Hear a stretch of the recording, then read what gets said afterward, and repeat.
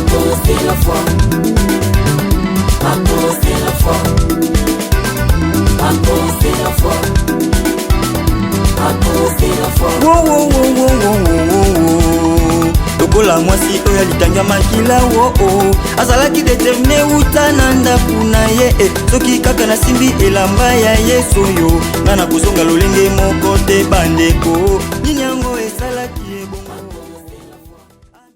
Mesdames, Messieurs, frères et sœurs dans le Seigneur, bonjour et bienvenue dans votre émission spéciale à cause de la foi. À cause de la foi, cette fois-ci, c'est vraiment spécial et j'ai la joie et le plaisir de recevoir pour vous l'homme de Dieu, le pasteur Jean-Paul Mayata qui est à mes côtés, donc en face. C'est avec lui que nous allons nous entretenir, avec lui nous allons parler de ces grands événements qui se préparent, donc cette fois-ci à cause de la foi.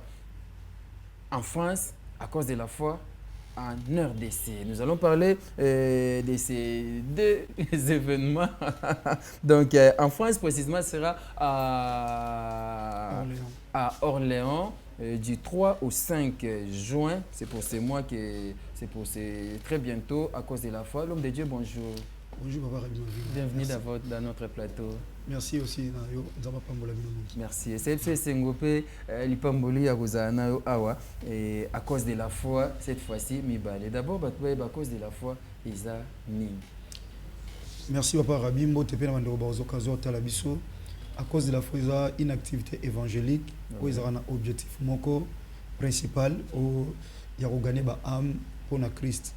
Et apprendre, suite à la délivrance, tout ça. Mais la mission primordiale, il y a à cause de la foi, d'abord pour nous gagner l'âme. Donc, il y a une action évangélique. Il y a une campagne de campagne d'évangélisation. Voilà. Il y a une campagne. Oui, comme il y a une croisade de prière, parce que tout le monde a évangélisation. Or, l'évangélisation, c'est la base de l'église. Parce que ceux qui ont gagné, mission accomplie, Matthieu chapitre 28, dans le verset 18 à 20, Christ a dit aller faire de toutes les nations des disciples. Donc c'est l'évangélisation. Tout est pardon à péché, et tout est à repentance. Il y a une mission Christ a tenu là, l'église n'est pas en moi, et après la délivrance, ma femme m'a payé dans un ciment.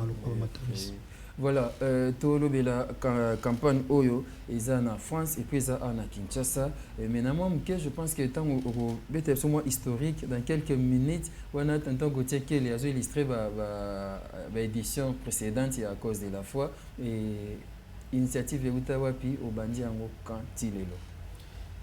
L'initiative de Utawapi par exemple, parce que à cause de la foi, na qualité un évangéliste. Et on a fier, c'est vrai que ça la passe, mais on a évangéliste. Pour batubele ba ignora kana bango ministère évangélique, des fois on préfère bien pasteur, bien prophète, bien apôtre, bien ba titre évangéliste ça considéré le roi mona muke. Mais nana za fier nango parce que na bandi musala nzambe bongo ti ndamba yiko bien na ministère évangélique ba consacrer na qualité évangéliste en 2009. Et en 2014, il y a eu inspiration, ton message en Zambie au salaba activité évangélique. Donc à cause de la foi, il y a le bosso de ça en 2014. Ils ont un fikin, donc on a un pavillon, tout banda indewana. Donc c'est une mission que le Seigneur m'a donné la qualité un évangéliste. Nous avons pris sur le terrain pour nous les brebis perdues, comme lui-même l'a dit. Il est venu pour les brebis perdues d'Israël. Et aujourd'hui, moi, je dis, il était venu pour tous les brebis perdus à travers le monde. Pour n'importe quel moka le Seigneur sauvé au donc voilà, bref, à cause de la foi, il y a 2014, première édition. Première édition 2014, Tilelo, tout comme la 7e édition. Et nous avons la 7e édition parce que nous avons la 9e édition. Parce que 5 ans déjà passé depuis tout ça, mais 2 ans tout ça, suite à la maladie, il y a tout ça qui 6e édition. Na Terra Sainte-Thérèse, donc 7e tout ça, 8e tout ça, on a 2 ans. Alors, tu vois que maman était na 9e. On va te sauter. Nous sommes pas na 7e. Ok, on va revenir sur ça, mais je pense que vous avez vu les images en illustration, les images à l'édition précédente, et les événements où ils rassemblent une foule, qui va répondre na activité yango. Ça demande beaucoup de moyens, mais les autres le moyens nous aurons des émissions autant de le préparatifs nyonso. Mais cette année ils a tout on est tout le monde en sport, Cannes, Jimele, Gabon, Ghana. Cette fois-ci à cause de la foi, na Kinshasa, RDC et puis na France, na Orléans. Ouais. Tout le monde qu'on s'est préparé déjà pour na awa. Et nous avons bolingo na ye bongisi aussi bandeko bazali banda mboka bakwa ko bénéficier na yango. Donc biso zaina ba préparatif awa.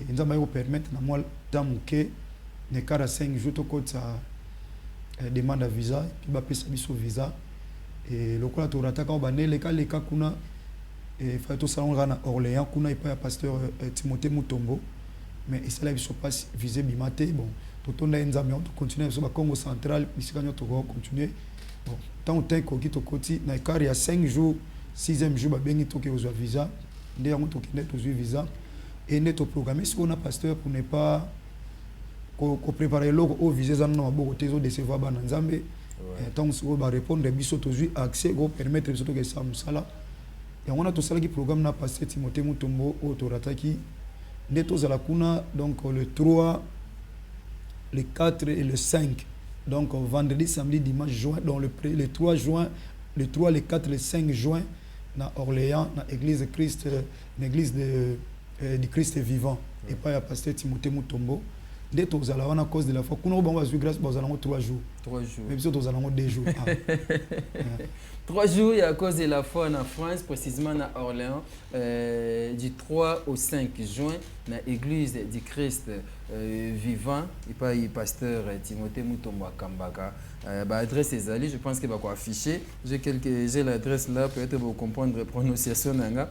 Église du Christ vivant, adresse 60 rue de la Bissonnerie, 45 800 Saint-Jean-de-Braille, Orléans. Et ça place à Bungate, navette disponible au tram B, arrêt Claude du Hameau.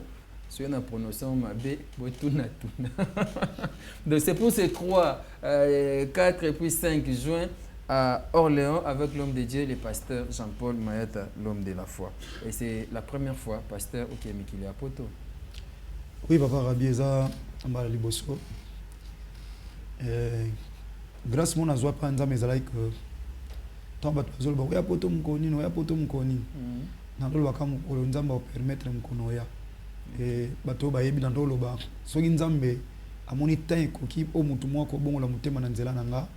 À utiliser ngana kende nde ba mikolo balobaka bakatsa ke balete pour noyo kelenga mboka tuza bandeko bakenda bazonga quand même des artistes et comédiens bakenda bazonga donc quand le temps n'était pas encore prêt ça m'a permis ce qu'on va permettre donc c'est pour la première fois raison pour laquelle prière nangezo zala ça m'a permettre un espace moi mukeka na ko kende o ezaki na penser na ngate bato a destiné ba trouver grâce na yena lo moke wa chakatika ngalo ko esali ya pamba bazala ba bénéficiaire nango oui bandeko babenga kinga batunenga ma ba question belé je vais essayer de poser quelques questions dans un plateau spécial à cause de la foi je mêle France et puis Kinshasa on va parler de Agnon Sumbalé mais mingi le autre fois na en France na Orléans et ils abon le 3 le 4 et puis le 5 juin.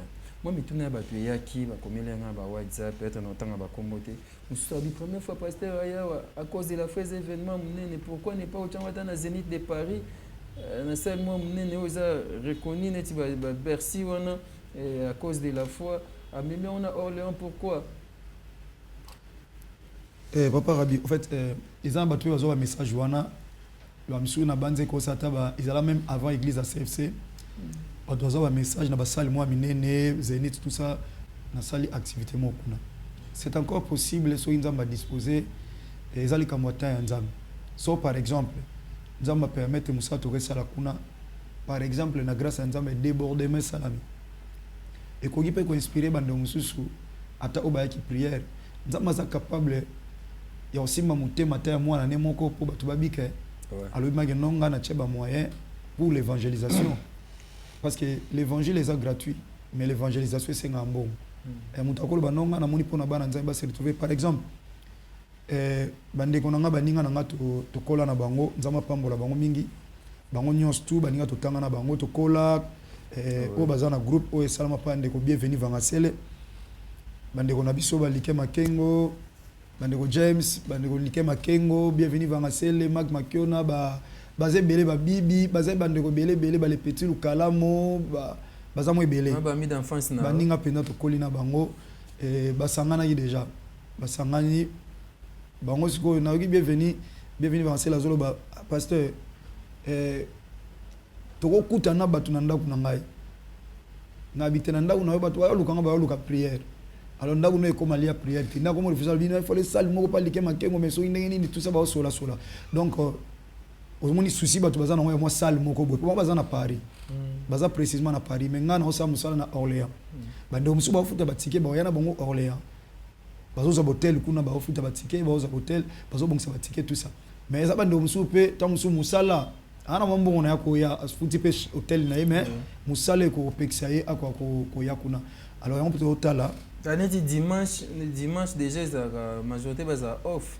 Bon, le bas peut-être bon disponibilité mon pour te ça dimanche na Orléans mais je crois par la grâce de Dieu to bon ça na baninga nanga et quand on entend au gros de ma camarade nanga mais ba préparer tout ça là en église moi mon na France na Paris donc tout ça là en dimanche l'église moi na Paris je crois c'est ce qui Moussa Nzamba benginga pour ba sola na ye bon yepe le quoi yebi ngai azape na bon témoignage ne ba sona bandeko so ba benginga na bandi na manqué tout ça binosi pour tout le dimanche après les 5 donc dimanche à les 7 quoi donc comment les 12 donc dimanche à les 12 et tous à la place telle l'église telle na Paris de topé ça non pour bana bandeko nyonso na baninga nanga bandeko nyonso à Paris to ko kutana kuna aux amalami donc papa so mutu nzamba sungi apsimi mutema mutu à cause de la fois activité munene mona tout ça on a salle moko même pas na voyage ba voyage ko yaka na ngwana ezali sumuté quand mbina permettre biso na Orléans bande comme ça bon na autre pièce adresse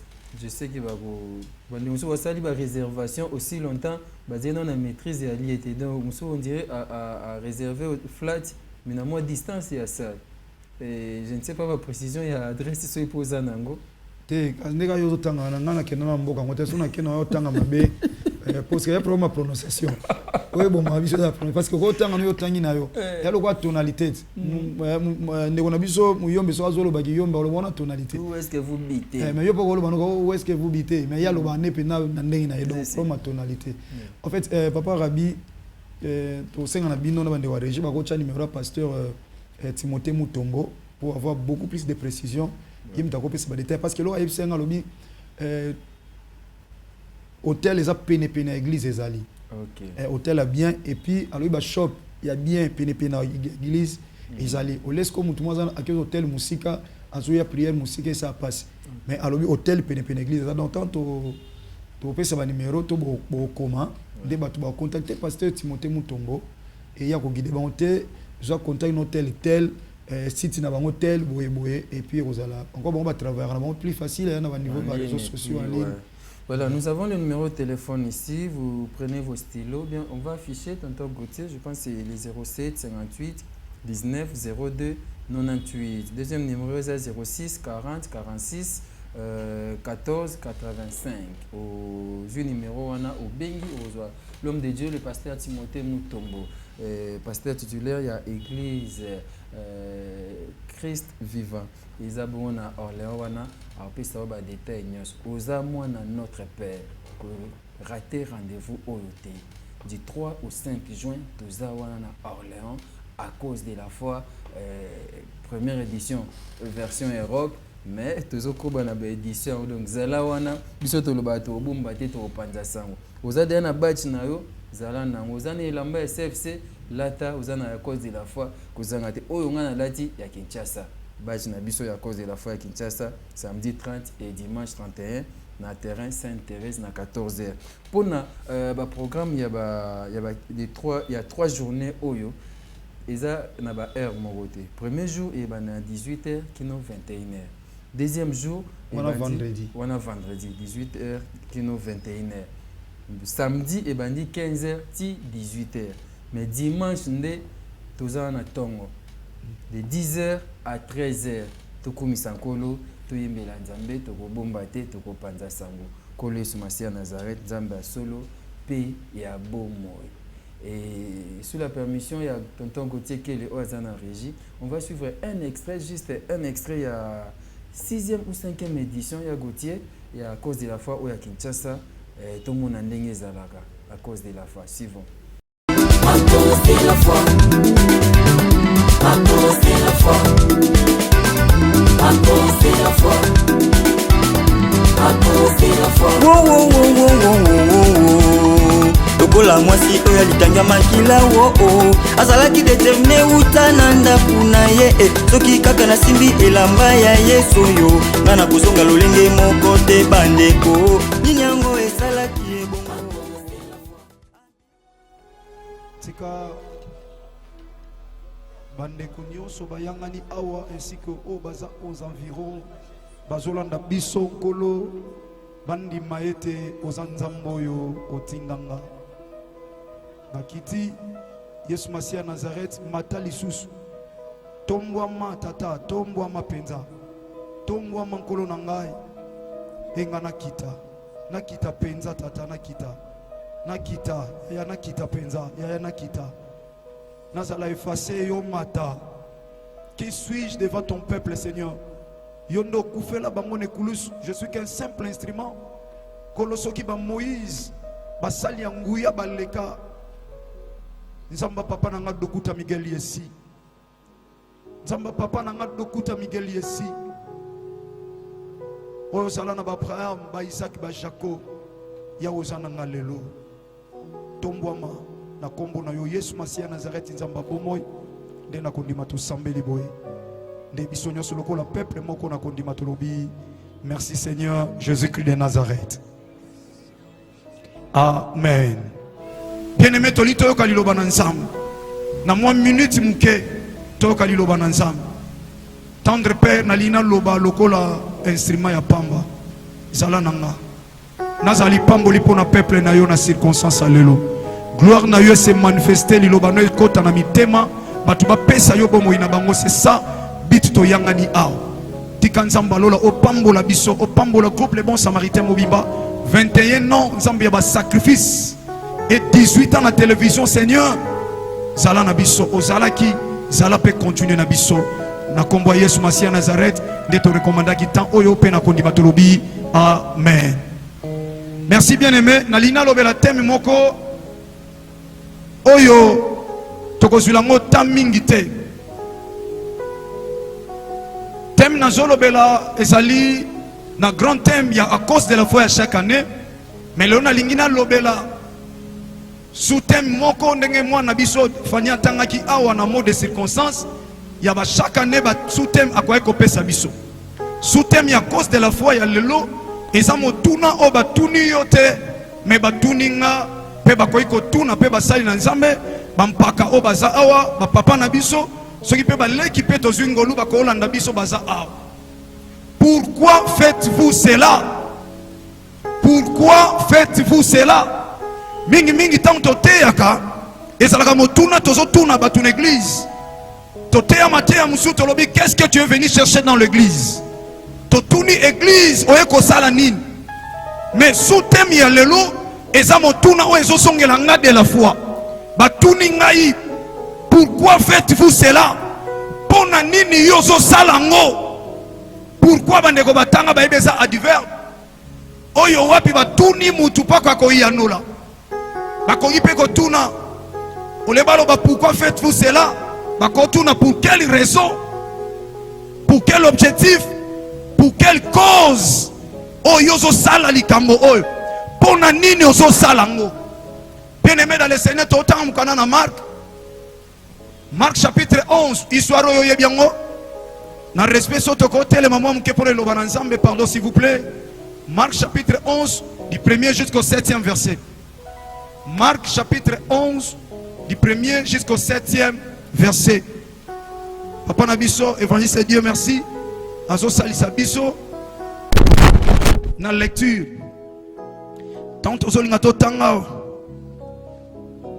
na linginde ko moi comprendre que to koleka na yango photo kita na kanisi kulutu na ngai kulutu na ngai Roger Vika Munduerio atika kibiso na kanisa ki mukolo musu campagne ko sala wandenga bandako linganga mingi akwaye ko sala parmi nous yango nzama pambolo ndeko za aux environs frère na ngai oui match ezo betama eza malamu ezaka mabete mais match ata total yango te rediffusion nango ezalaka mais makambo rediffusion nango awe ko sala te mais yo o se sacrifier na lobesa mabete mais nzamba simbi na motemo comprendre soki ya na biso Mundueri lelo azotala match te mutalekiye awa pe azate bengoluka likona biso amen tika nzambe tata kanisa ye atana bolingo azalaki nango epai na ngai leki na ye nzamba abondisa mama Yvette pe abondisa libota mobimba na kombo na Yesu Masiya Nazareth amen.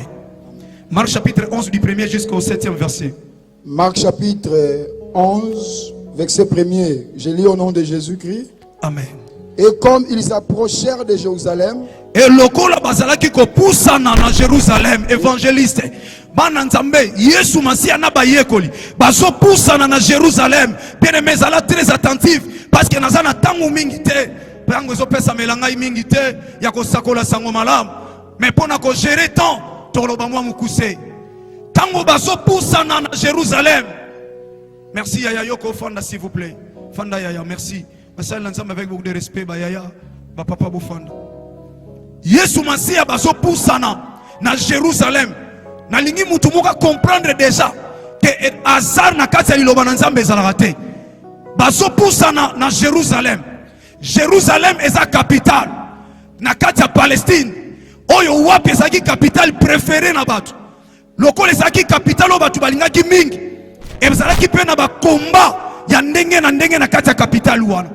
Jérusalem ezalaki esika oyo même David asepelaki eza la capitale na ye asiégeaki na kati ya Jérusalem parce que na Jérusalem il y avait une bénédiction ya nzambe tata katikati na wana esika raison pour laquelle omoni David asepeli asala ngo penze eza la capitale na ye e mukolo moko akanisa lobi te esuka kozala capitalité mena tongela nzambe ndaku moko temple munene etango azwi pensée oyo nzamba sepeli talobi te David yoko tonga te e nzamba pekisi Bible lobi tango mwana na ye Salomo ayaki Salomo atongi temple na kati ya Jérusalem et la Bible dit ceci tango basali dédicace ya temple e kembo ya nzambe e kitaki katikati na temple wana tango nazolo babo nazokanisa dédicace ya temple nazomona mwana moko CFC mwana moko Kodef azo comprendre makambo nazoloba mwana nzambe moko azo comprendre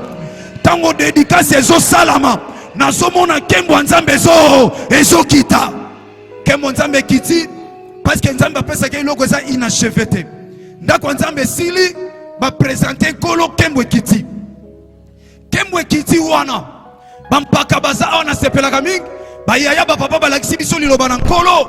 Écoutez bien aimé dans le Seigneur ndako oyo kembo nzambe kitaki mais mukolo moko kaka na kati ya Jérusalem ba Babylonien ba ye ba détruire temple ba détruire yango etikali pamba esika oyo nzamba za esika pe obitumba ezali alobi bitumba Amalek na Israël et koza de génération à génération Amalek eza banguna biso tozali ba otozali Israël peuple ya nzambe yango ndeko na oyebisa yo kaka bitumba babundisaka yo wana babundisaka yo pamba te babundisaka yo parce que ezane loko nzambe o eza kati na yo moto azondima nazo ebiso nzamba matako ndima na yo parce que loko nzambe yango babundisaka yo Israël baso bundisa yango parce que ezaki na eloko na nzambe kati na yango et Bible lobi tango ba Babylonien ba ye ba détruire et Bible zo bakisa elobi na tango ya Esdras pe na tango ya Néhémie ba ye ba tongi encore Jérusalem tango ba ye ba tongi Jérusalem et Bible zoloba ezalaki na moto moko komona Titus ye pe azongaki lisusu aye à détruire Jérusalem encore davantage et tango à détruire na lobelo komoko ne bandelika aw Yesu Masiya azokende na ye vers Jérusalem na bayekoli pona nini parce que na Jérusalem il y avait la promesse de Dieu bato baleka kikala bakuta na bitumba batonga babuki basala boye babuki Néhémie amona passe asenga na nzela pa ya roi asenga même mikanda koleka na frontière pour akeko tonga mira à Jérusalem mais suka na yango baki kobuka yango mais mukolo moko soki makambo wana se salamaki avant Jésus-Christ mais ça na makambo mususu oyo ya sika ya esengo ya kolela te ya esengo na kati ya motema ezoya na sima Yesu Masiya Nazareth nazoyebisa ndeko moko soki baniokola yo parce que Yesu Masiya azalaki mokonzi te na vie na yo nazoyebisa yo avant Jésus-Christ ekozala le même te na après Jésus-Christ Nazareth avant Jésus-Christ baniokola yo avant Jésus-Christ batonga yo mais après Jésus-Christ Nazareth ya Yesu sulikambo kotonga te ezali kambo konyokola te ata baluki baniokola yo okonyokama te na nazo comprendre comme nazoyebisa ye moto akondima ganga na ye Yaya, Bible Zoloba, na Jean chapitre 1er, na verset 17. La loi est venue par Moïse, parce que Moïse a dit avant Jésus-Christ.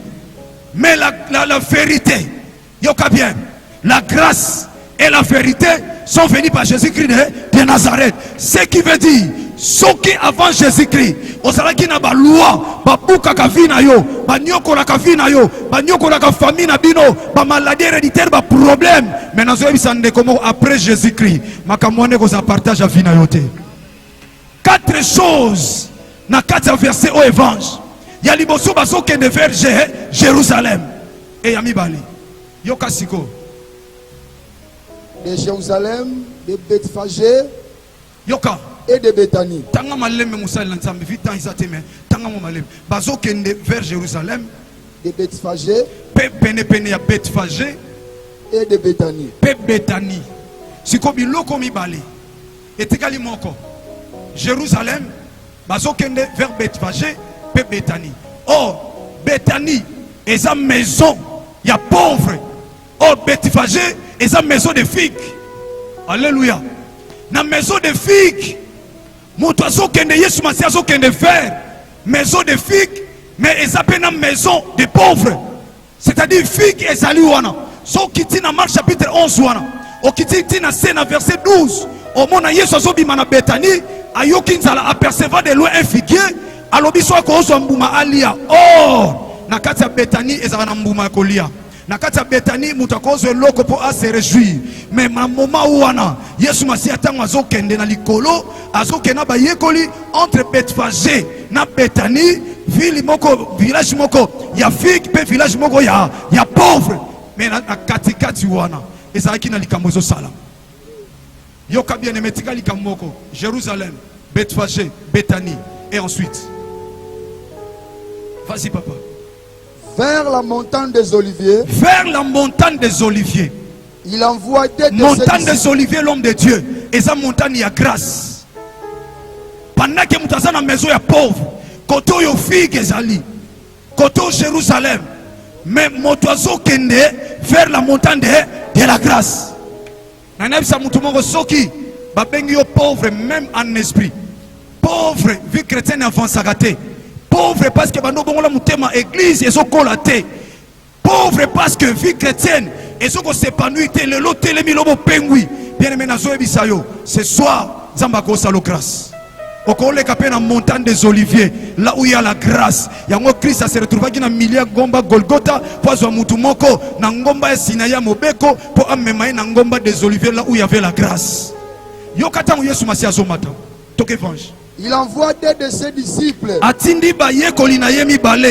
leur dit allez au village qui est vis-à-vis de vous. Aussitôt, en y entrant, vous trouverez un anneau attaché.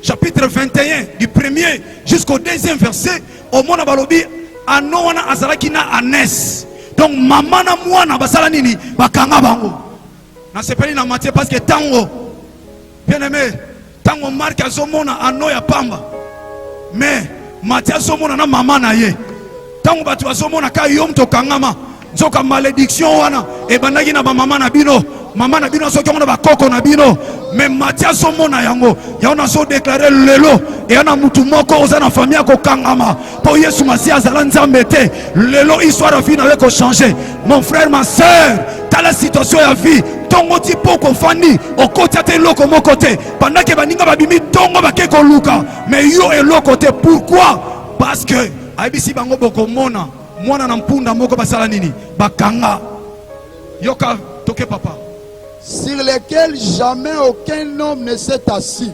Oyo wapi ano bongisa mabatu ba matalikolo na ya tambola à l'équipe na Sainte Thérèse à côté pe na ville à l'équipe kota bandal azokoma pe na mwa musala moko boye azosala mais ano oya kwa ko sala loko te pourquoi parce que bakanga quelque part bakanga ye mutu afanda likolo na yete bien aimé eza na makambo nzambe sengela salela yo mais azosalela yo te parce que on a condamné quelque part muta kosa yo te tala famille na bino hein oza wana tout autour hein ota na musika yaya hein ota la biso na musika makambo nzambe yo linga ngota oa wana na kwe moko wana ota la match mais litoyo yo ka makambo ce qui veut dire nzamba na likambo linga salelo ozaki na poso ta la match mais on comprend de to telemaki et puis ndengo telemozo ko kendete bien aimé na biso tangu na we koki nzamba zomona combien ofandi na balabala les a réclamé ofandi na lopango les a réclamé ofandi na secteur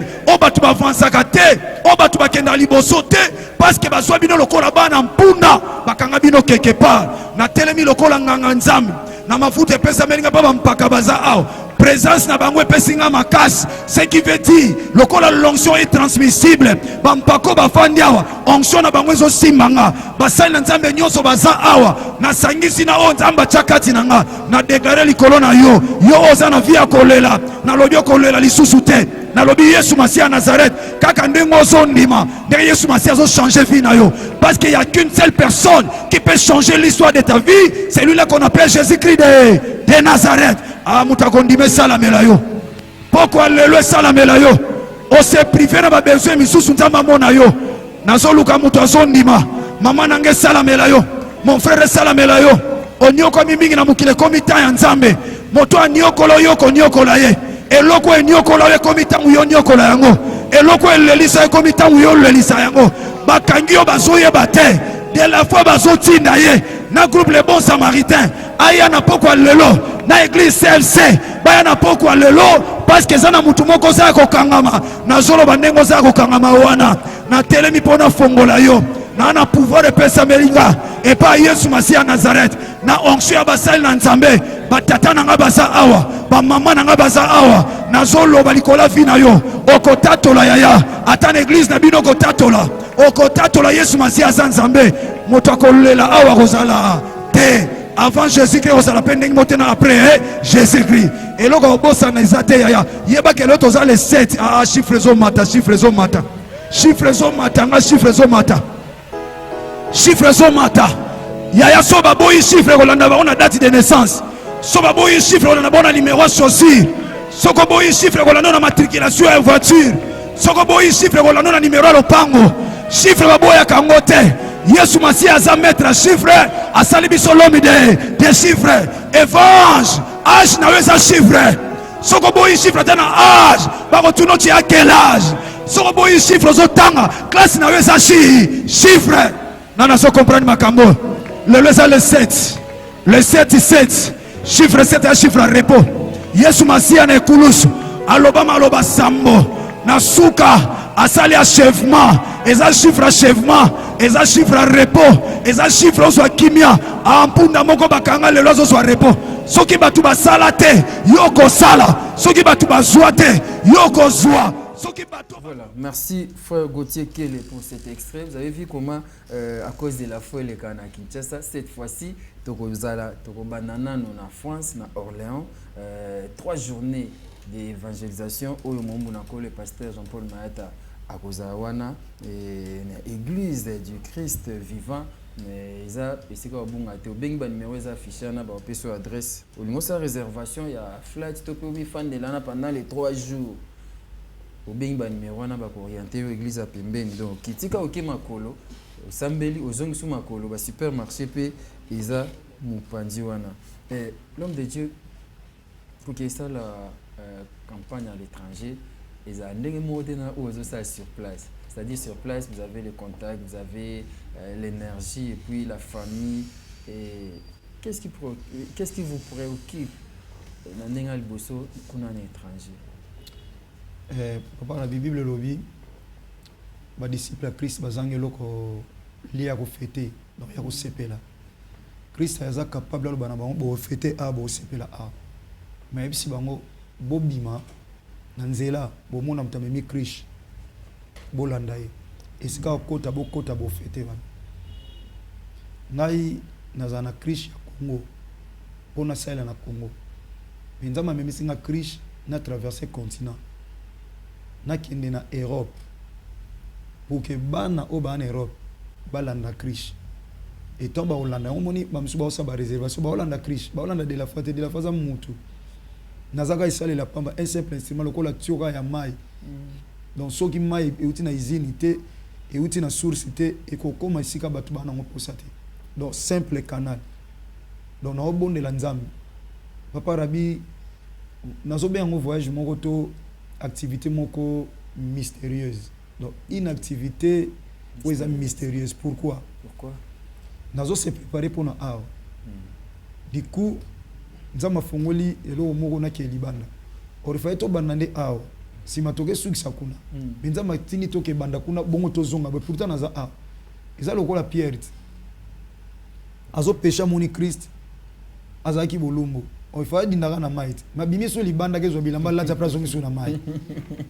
Donc naza awa fona banda ona sili si awa ndesi matoke it kasi yo komizo pie kasi ona zolo banza maminga na badimaso moko naza awa fona sisa awa si manakei ba mikolo baloba dash mo lobi yeba esika outi mesiko zo kendete donc fona banda awa na sili si à cause de la foi si manakei sko kuna na France mais nzamba kena banda kuna et puis awa 2 jours kuna 3 jours oh soko sangisi. Et ça, les 5 chiffres, 5 za chiffres à grâce. Donc, on a kabula grâce. Donc, grâce, on a moutigali pe koto, grâce, on a pe baki ne kuna bénéficier, on a nyoka mi pe. En fait, quoi? Bazouan on peut te pendant temps moulai. Alors, on remarque, papa Rabi, nazo banda activité les 3. Au chiffre, tout ça, chiffre à résurrection. Et les 3, on a au banda. Ils ont tombé 5e jour de la semaine. Vendredi. Donc, nous voyons déjà la grâce. So sali déjà quand est bandeliwana 5 plus 3 égale 8 donc on va localiser déjà batu on nani ba ozala pa mona kembo na. OK. Olandi makambwana na côté ya 3 jours la résurrection. Donc clôturer 7e jour de la semaine chiffre 7 chiffre perfection et repos et achèvement. OK. Na kei na mboka wana na mois de juin mois on a botama 6e mois. 6e. Or chiffre 6 chiffre visitation divine. Anniversaire nanga 49e anniversaire ezoleka kuna Job a dit ela kelima be mko na botama kwa zaina sa passe mais soki nga de la foi nazala lipamboli pona mutu na musika bongo sikwa zo vivre naissance na mboka to na sika oyaza izana mystère caché. Or le 6 juin ça sera un lundi on est férié en France. Comment mon colonza malinga longola mutu moko na ngambu kote me na ngambu musuza macha on férié pas à l'empêcher. Parce que le 6 juin 6 so 6 plus égale 12. Nombre 12 et longola mutu kote me na ngambu mususu. OK. Avant 6 année photo les 12 mois. Israël bazaki 13 mais pour bien au peuple de Dieu faut longola dina batika bango 12. Et li bossa ba prophète Abal pour alonga bango azoyi 12 pierres. Na kati ya lié saint nzamba ordonné na Moïse atia na lié saint deux tables atia table à proposition 6 pains. Yesu masia pa longa ministère abima oya se kwa akei ifazaka na 12 disciples. Na chambre autant bazo mata batikala 11 Judas sa longa mais Pierre habité so dotika 11 to matangambo wana musto tikala ka sa mulimo sana poto ke na ngamba mulimo mo santo église banda il faut tozonga 12 bazonga si mutu mo mais or bazake belé. Parce que dans la chambre haute, il y a 120 paparabi. Mais mon corps n'est pas important. Mais alors, il à tête aux ébélés, mais d'ici, il faut 12. Pour tout le monde, on a un gambo 5, on a centre. Tout est un gambo au centre. Nombre 12, eza nombre longola mutu neta oyo ebimi neta mosusu yango moni passage na biso za makambo mosusu Yesu Masiya na mokanda na Marc chapitre 5 na verset nango 21 akute na mwana Jairus tokomi na verset 25 abikisi mwasi perte de sang po azalaki na maladie ya 12 ans ake kobikisa mwana Jairus na verset 42 alobi abikisi ye car elle avait 12 ans po na nika fo 12 tout ça na 2021 2022 po tokoma 23 faut toleka na 12 mois so boyi 12 okoma 2023 te so suko na 11 mois okufi otikali donc so lingi oleka faut que ça 12 mois so on a okufa na 10 mois okoma 2023 te c'est très mystérieux alors voilà donc on a le 6 juin et kokilanga kuna. Ouais. Ne ratez pas ce rendez-vous, venez donc à Orléans à l'église du Christ vivant. C'est pour les 3, les 4 et les 5 juin à cause de la foi avec l'homme de Dieu, le pasteur Jean-Paul Mayata, l'homme de la foi. Pasteur de la foi, non qu'il solo ya code ya continue. Continue comme sur un code. Ndengeni. So un code so ko latin. Papa rabieza mission mukonzamba osunga yo. Obengi singa na oya. To fongola penda foi. Oyebi na Luc chapitre 13 du 10e jusqu'au 16e verset. Moi so zala courbé. Tote yango kaka courbé nzamba redresser to kumisi nzambe to taiba déclaration c'est bien. Mais to bossa na Christ aloba na suka lobi tomba sacrificateur ba telemi balobi ba chef à synagogue balobi bino boya ba bikisa bino 6 jours. 7e jour ça ko pema. Christ a biso ba hypocrite. Bote ya sa malambo wa foi na bino. Boa ba likro ba hypocrite. Alobi cette femme est aussi fille d'Abraham. Fille d'Abraham. Donc ce qui veut dire ape mutaondima. Mutaondima ko tika na mukumba te pendant beaucoup de temps. Aza oyo ana code et sengana suko akuta na les consommateurs mutu asala code. So kuta ni kana code parce que parole plus il faut égal à miracle. Or que parole c'est Christ. Foi azolu ko pa na biso. Miracle les offre. So ka ba kutani la parole plus il faut égal à miracle. OK. Parce que liloboko yo kango so che foi te miracle les ate. Okomo na Christ so che les photos obligate. Voilà raison pour laquelle fou les olanda Christ dans Marc chapitre 5 ba bikate. Mais la femme Oazaki atteinte d'hyper de sang depuis 12 ans à Miloba qui si je puisse seulement toucher le bord de ses vêtements je serai guéri. Okay. Et la Bible dit lorsqu'elle avait touché la perte de ça s'arrêta Christ a tellement. Alors qui m'a touché ba ekoli ba te belé ba tout a oté ba on nga Yesu Masiya na parole mais faut ça quitter. Habité j'ai senti une personne m'a touché et une puissance qui est sortie de moi. Donc faut en accord. OK. Au côté me besoin porte yango biloko malamu na kati so na code te fonga mati. Faut un accord de Ondim. Coffre fort. Et on te le dit donc c'est à cause de la foi à cause de la coffre fort en moi mes code yate. Valise en moi na bilobita la yeza na kati ko bukate mes zoa mes code zate. Ya moi siko mon siko à cause de la foi bien malo na bato étranger ba profiter non parce que nous avons alloué des ballons de code. Ils allaient comme code ya kondima. Ils ana bato suda mapesa code. Ya moi moni muta kondima za lokola tulba naza lokola bangote. Naza lokola bangote. Parce que nous ne vivons pas sous la loi, mais sous la foi. Okay. Parce que nous sommes dans la foi. La foi est plus puissante que la loi. Amen. Et on a moni papa rami ko benga mafo poto le mama cause parce que na ko banda fongola omoni apôtre Paul azoloba na ba Galate na te yango église. Alo bana ba Galate albi na bango mais bino bozo kanisa que boko longa makambu na se ya loi mais non. Bobo sani prédication de la foi. Or kaka ye Thomas Paul. Na 1 Corinthiens kuna keloba la prédication de la croix, c'est une folie pour ceux qui périssent. C'est une folie. Liboma et pas batu obaya ko bunga. Or tango ina Galate chapitre 3 na premier verset alobi boye bake boko longa na prédication de la foi. Donc on prend la prédication de la foi aux prédication de la croix. Et c'est le pourquoi? Parce que la prédication de la foi c'est la folie. La prédication de la croix c'est la folie. Or pour écouter comme loko moko, il faut sangana comme en fait pour écouter comme loko moko, il faut que muto azana kondima makasi. Aye nangoy na prédication de la foi, animi prédication de la foi. Amimi on a prédication de la croix. So écouter ni parole plus foi et créer miracle. Wow. La parole plus foi produit le miracle. Comprenez, il faut avoir la foi. L'homme de Dieu est là. On est en train de parler avec lui. Dans Orléans, les 3, les 4, les 5. Ils ont un numéro affiché. Appelez Bana notre Père, Bana notre Père. Tous à la wana et belé, tout bon de l'encolé sur Nazareth. Zamba solo Père abomo. Tokomona loboko na nzambe. Yaka na kondima nonde na lobaka. Yaka na kondima bondela et produire miracle. Yesu Masia Nazareth azana. Tango azoya no la kutu ba o ba sengite bongo yo mto yeko senga. Biso bana. Tozawana na Kinshasa. Les 30, dans les 31 juillet. Samedi, dimanche. Ouais.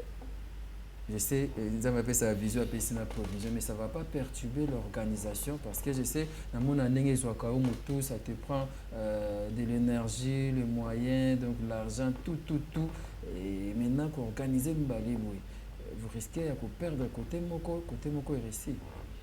Non, nous avons planifié un sur le Papa Rabi. Oya Awa, ils ont se préparer. Mais Oya Orléans, ils ont un papa pasteur Timothée Mutombo. Donc on a se préparé. Nous avons okende, na salika musala, batu bapiki, o baotika na l'église batika. L'objectif est ça batu batika. Na sali musala moko na dernièrement Awa, to salaki na Mombele. Na Mombele, le pasteur était venu me voir après. Alors lui papa nzama pambolo parce que basala nzabi nyoso balekaki mutasaki service ezaki yo. Na ba o batika to batizaki 100 et quelques, mais au batika la l'église basa 86.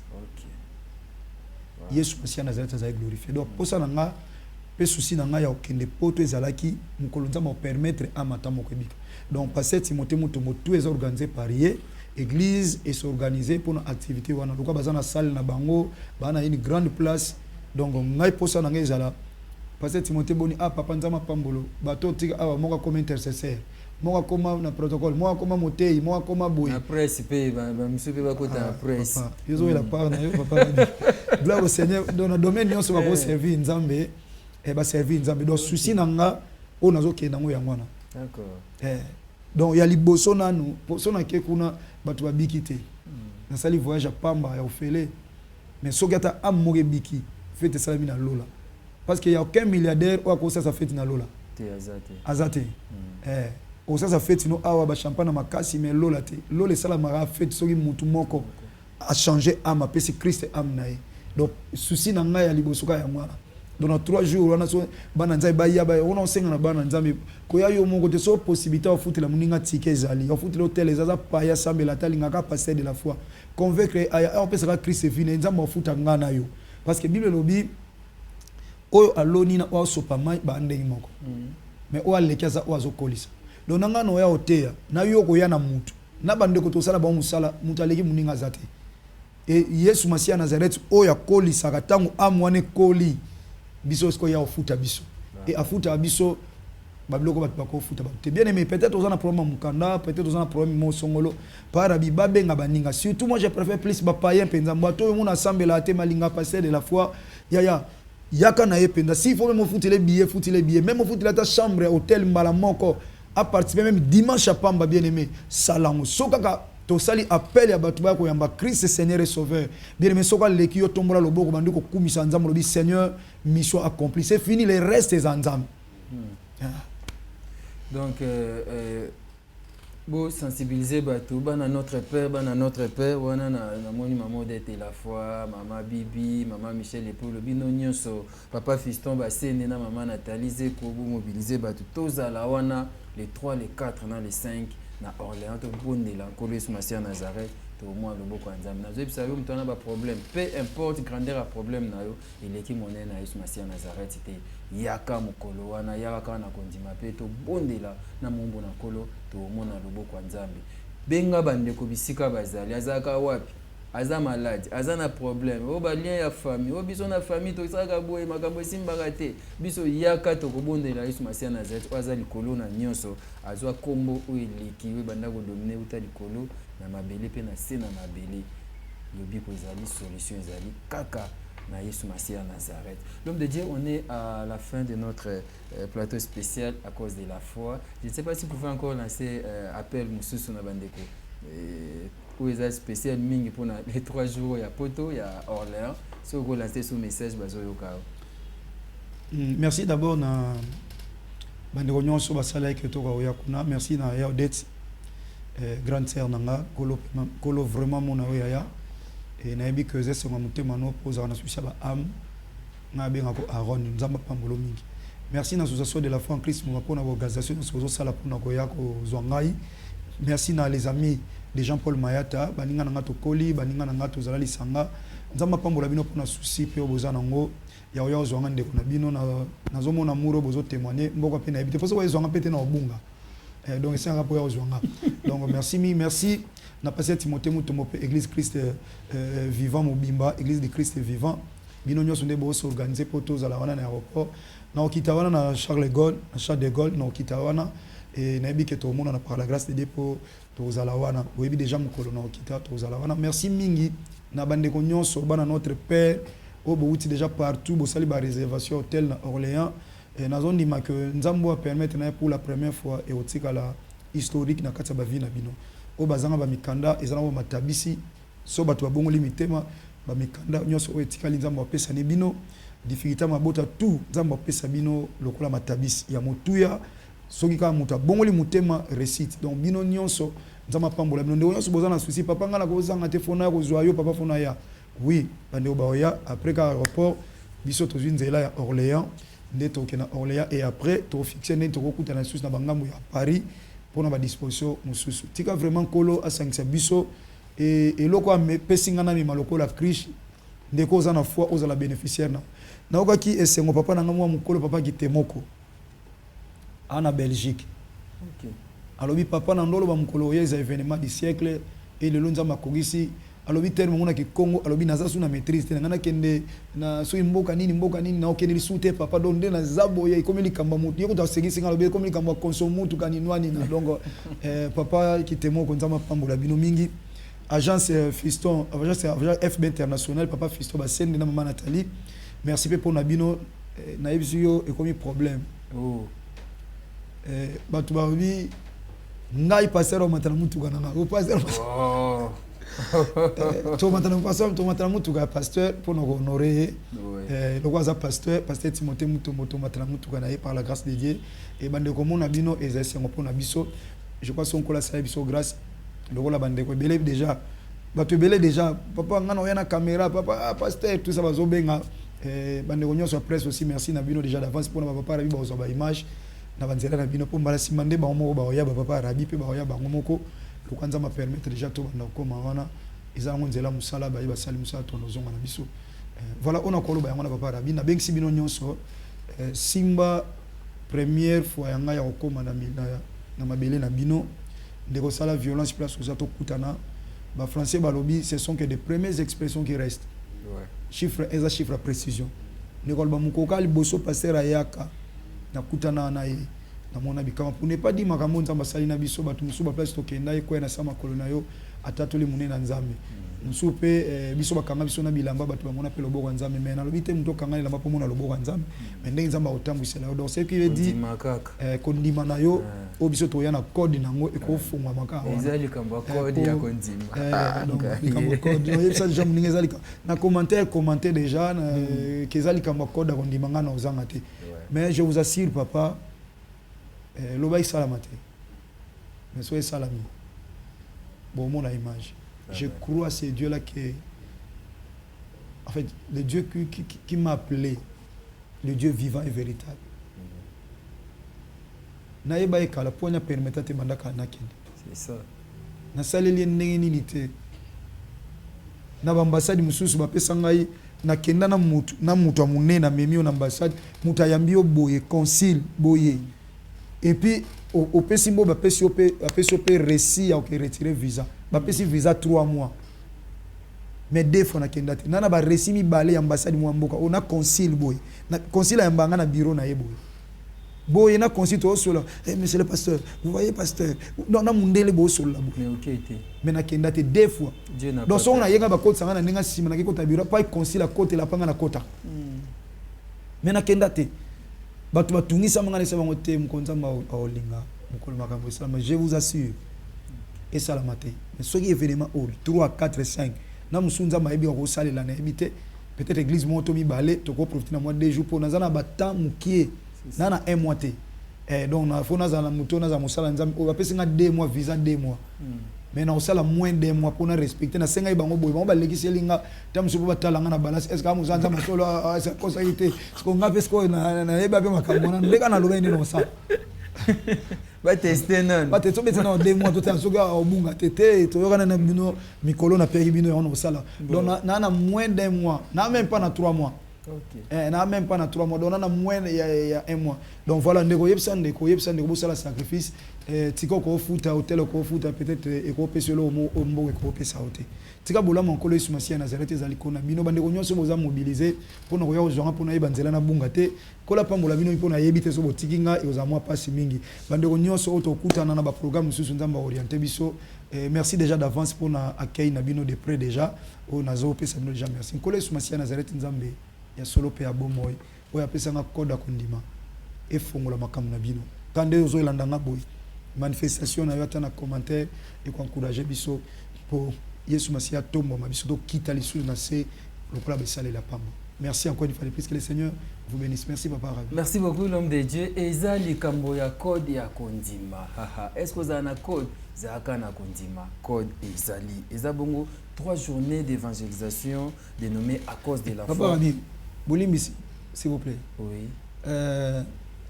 Naza pe na numéro na nga téléphone. Naza na awa mais naza déjà numéro téléphone. Kuna banda kala yana naza somela nga numéro. Kondima kaka to. Kondima ga misomela numéro ya France. Hein? Numéro déjà za la banda kala. Et fana jana mutu numéro na nge la kana déjà. Na pesa bino te po obenga na obenga ka yana nga so obenga ngata. So lingo zonga passer de la fois tasko so obenga na WhatsApp o zo grand sœur nanga.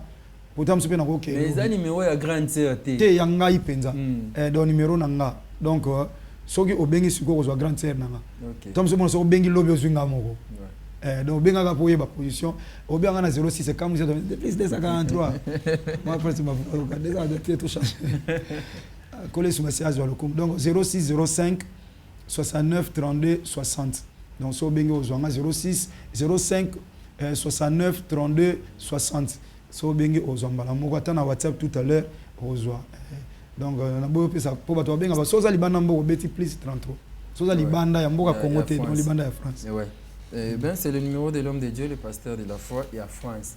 Vous allez appeler Bozoye na numéro wana c'est du 3 au 5 juin na Orléans, église du Christ vivant, le quand même pas pasteur Timothée Mutombo. À cause de la foi et Bozalana, ils en a 60 rue de la Bissonnerie, 45 800 Saint-Jean des Brailles, Orléans. Les a placés au Bunga. Ah, bien sûr, on a moins pas si na réserve. Ce qui arrive, Maringa, Monimba, Maringa. Croisement Chava. Bienvenue, Bombo. Voilà, on est à Orléans, pour comprendre. Et détail, je pense qu'ils ont affiché numéro comment Miwana Bobengi, Bozui, précision, Nyon, Sobabi flat et à Pembenia. Église du Christ vivant et au bengi ba préciser au flat pour aux amsikate na église. Donc ça les 3, les 4, les 5, l'homme de Dieu sera là, c'est pour la gloire de Jésus-Christ de Nazareth à cause de la foi. Je dis merci à toute l'équipe technique, je ne saurais pas citer tous les noms. Je vous dis merci. Et encore le minute tonton Gauthier. Ah mon Dieu. Merci à l'homme de Dieu, le pasteur Prince Mavouba. Merci à vous et merci à Nathan qui fout derrière la caméra. Je dis merci à Trésor Ting Capitao, merci à vous, merci à Peggy Tangou, merci à Yafani Djonga, la secrétaire de l'église, merci beaucoup à Papa Dede Yumu, merci à frère Glody Mbala, merci à vous, merci beaucoup à notre réalisateur le plus jeune, tonton Gauthier Kele, Mwanangani, et Aya Mami, merci à Fortina Kiakou, le capitaine de l'équipe, Yenabing Akaye Cap, merci à vous tous. Merci. Merci à Yavoldi. Yavoldi, Yazanason. Merci Panaï. Merci à l'équipe technique Mouma Otozaïna Nolelo. Merci Penabino. Balandi, il y a de la foi TV. Merci à vous tous. Merci Maman Odette de la foi. Merci à l'homme de Dieu, le pasteur Timothée Mutombo. Merci à l'association de la foi en Christ. À Maman Michel Epolo, à Maman Bibi Kuna en France. Ndeko nyonso bana notre père nyonso bana notre père batuni papa rabio kozala na bikeba okomona bisika fourmi tozana tokomisa nkolo et ça bien merci à papa Fiston Bassène de FB International Mugimba à cause de la foi. Écoutez un nom les 3, les 4, les 5, na Orléans, Église du Christ vivant, à cause de la foi. Merci beaucoup. Merci, Papa Rabi. À cause de la foi. À cause de la foi. À cause de la foi. À cause de la foi. Lokola mwasi oyo alitanga makila azalaki determine utana ndaku na ye soki kaka nasimbi elamba ya Yesu yo nga na kozonga lolenge moko te bandeko